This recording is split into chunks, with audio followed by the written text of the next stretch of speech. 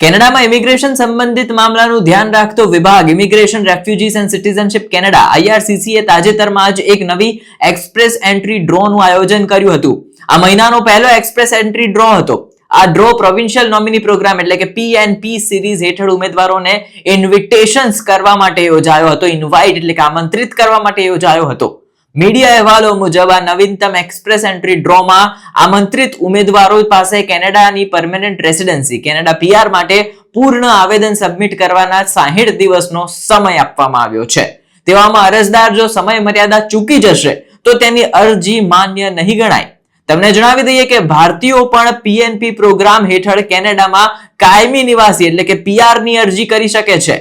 તેથી આ અપડેટ ભારતીયો માટે ઘણી મહત્વપૂર્ણ છે. હવે લેટેસ્ટ એક્સપ્રેસ એન્ટ્રી ડ્રો જે છે તે 4 ફેબ્રુઆરીના યોજાયો હતો, જેમાં PNP શ્રેણી હેઠળ કુલ 455 ઉમેદવારોને અરજી કરવા માટે આમંત્રિત કરવામાં આવ્યા હતા. આ ડ્રો માટે જરૂરી કોમ્પ્રેહેન્સિવ રેન્કિંગ સ્કોર CRS 802 હતો. હવે ડ્રો નંબર #334 એટલે કે આ ડ્રોનો પ્રકાર શું છે તો એ છે પ્રોવિન્શિયલ નોમિની પ્રોગ્રામ. જારી કરાયેલા આમંત્રણોની કેટલી સંખ્યા છે તો એ છે 455. બીજા ડેટા પ્રમાણે જણાવું તો અરજી કરવા માટે જરૂરી રેન્ક છે 455 અથવા વધુ. રાઉન્ડની તારીખ અને સમય છે 4 ફેબ્રુઆરી 2025 અને સમય UTC પ્રમાણે 16, 23 અને 47. સૌથી ઓછા ક્રમાંકિત ઉમેદવારોનો CRS સ્કોર 802. ટાઈ બ્રેકિંગ નિયમ 7 ડિસેમ્બર 2024 UTC પ્રમાણે 19:39 આસપાસ. જો એક કરતા વધુ ઉમેદવારોનો સ્કોર સૌથી ઓછો હોય તો કટ ઓફ તેમની એક્સપ્રેસ એન્ટ્રી પ્રોફાઇલ સબમિટ કરવાની તારીખ અને સમય ઉપર આધારિત રહેશે. એટલે કે હવે સૌથી પહેલા તમને જણાવી દઈએ કે એક્સપ્રેસ એન્ટ્રી પ્રોગ્રામ છે શું. એક્સપ્રેસ એન્ટ્રી પ્રોગ્રામ એક પોઈન્ટ આધારિત સિસ્ટમ છે જે સ્કિલ્ડ વર્કર્સને કેનેડિયન પરમેનન્ટ રેસિડેન્સી મેળવવામાં મદદ કરે છે. તે કેનેડિયન ઇમિગ્રેશન માટે સૌથી ઝડપી અને શ્રેષ્ઠ ઇમિગ્રેશન રૂટ છે અને એ કહેવામાં આવે છે કે વ્યક્તિની એક્સપ્રેસ એન્ટ્રી પ્રોફાઇલને અસર કરતા પરિબળોમાં જે છે તે એજ, લેંગ્વેજ પ્રોફિશિયન્સી, વર્ક એક્સપિરિયન્સ અને અન્ય બધી જ બાબતોનો સમાવેશ કરીને થતી હોય છે. હવે express entry provincial nominee program PNP પ્રોવિન્સને એવા કુશળ કામદારો પસંદ કરવામાં મદદ કરે છે જે આર્થિક અને શ્રમ જરૂરિયાતો પૂરી કરી શકે છે.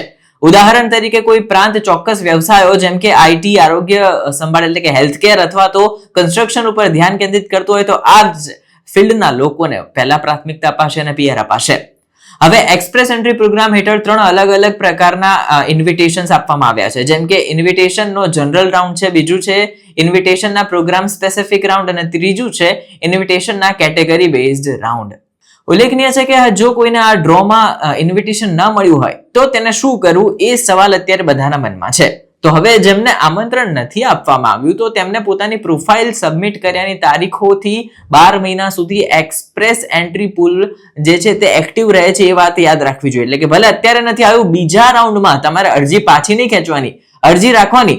બીજા ડ્રોમાં તમારી અરજી માટે પણ કદાચ ઇન્વિટેશન મળી શકે છે. હાલમાં એક્સપ્રેસ એન્ટ્રી પ્રોગ્રામ હેઠળ 80% કેનેડા PR અરજીઓ 6 મહિનાની અંદર પ્રોસેસ કરાશે. બીજા જે 6 મહિના એમાં 20%ની થશે. એટલે તમે અરજી પાછી ના ખેંચતા 12 મહિનાના સમય સુધી વેઇટ કરજો. ક્યારેક જો કદાચ તમારા નસીબ હશે અથવા તો તમારો પ્રોફાઇલ સ્ટ્રોંગ હશે તો તમને ઇન્વિટેશન મળી જશે.